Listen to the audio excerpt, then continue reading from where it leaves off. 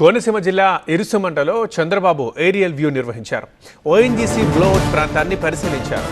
సీఎంకి వివరాలు తెలియజేశారు ఓఎన్జీసీ అధికారులు. ఇక ప్రస్తుతం జరుగుతున్న సహాయక చర్యల్ని అడిగి తెలుసుకున్నారు. ఈ నెల 5వ తేదీన ఇరుసుమండలో అంటుకున్న బ్లోఅవుట్ ఇంకా అదుపులోకి రాలేదు. 5 రోజులుగా మంటల్ని ఆర్పేందుకు తీవ్రంగా ప్రయత్నిస్తున్నారు ఓఎన్జీసీ సిబ్బంది. ఈ మంటల్లో డ్రిల్లింగ్ రిగ్ మెషిన్ పూర్తిగా దగ్ధమై సగం వరకు కరిగిపోయింది. 2 భారీ క్రేన్ల సాయంతో ఈ రిగ్ డ్రిల్లింగ్ మెషిన్ని తొలగిస్తున్నారు ఓఎన్జీసీ టీం. ప్రత్యేక మోటార్లతో ఓఎన్జీసీ వెల్ చుట్టూ వాటర్ స్ప్రే చేస్తున్నారు రెస్క్యూ సిబ్బంది.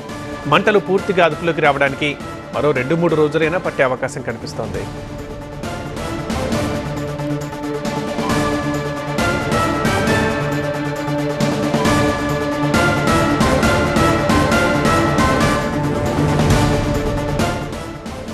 కోనసీమ జిల్లా ఇరుసుమండలో చంద్రబాబు ఏరియల్ వ్యూ చేశారు. మనం దానికి సంబంధించిన విజువల్స్ చూస్తున్నాం. ఓఎన్జీసీ బ్లోఅవుట్ ప్రాంతాన్ని పరిశీలించారు. జేఈఈ ఆస్పిరెంట్స్ కోసం మినీ జేఈఈ మాక్ టెస్ట్ జరగబోతోంది. తెలుగు రాష్ట్రాలకు చెందిన అందరూ జనవరి 11న ఈ మినీ జేఈఈ మాక్ టెస్ట్ కి రిజిస్టర్ చేసుకోండి.